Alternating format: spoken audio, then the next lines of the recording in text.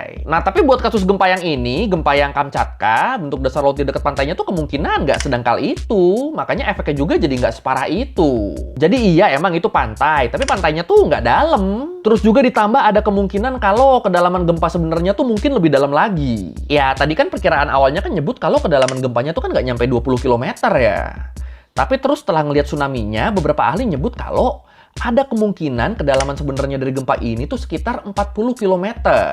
Jauh lebih dalam lagi. Nah, karena titik kejadiannya lebih dalam, karena titik gempanya lebih dalam, jadinya tsunami-nya nggak sebesar itu deh. Oh iya, terus selain faktor gempanya sendiri, ada faktor lain juga nih yang ngebikin gempa dan tsunami di Kamchatka nggak separah kasus lain. Faktor-faktor kayak sistem mitigasi bencana, kepadatan penduduk di wilayah pesisir, sampai teknologi konstruksi yang digunakan. Kayak kalau dari faktor kepadatan penduduk, di kota Petropavlovsk-Kamchatsky, yang merupakan kota terdekat dari titik gempa, itu penduduknya tuh cuma sekitar 165.000 jiwa. Penduduknya dikit, nggak padat, akhirnya cenderung aman. Terus karena di wilayah itu gempa udah sering kejadian kan, jadinya bangunan di sana tuh emang udah didesain buat anti gempa, buat tahan gempa.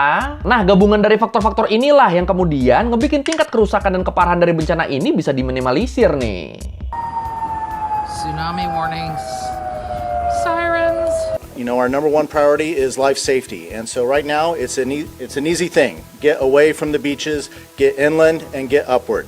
Nah, kayak yang gue bilang di awal, gue tuh sempat dapat beberapa DM yang nanya, bahkan yakin kalau gempa bumi Kamchatka ini tuh adalah efek dari HAARP, yang mereka percaya sebagai senjata rahasia Amerika yang bisa ngontrol cuaca.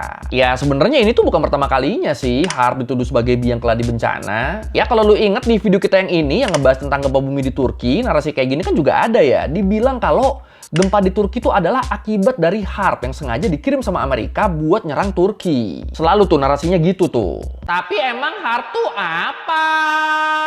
Jadi HAARP ini yang merupakan singkatan dari High Frequency Active Auroral Research Program, ini tuh merupakan fasilitas penelitian lapisan ionosfer.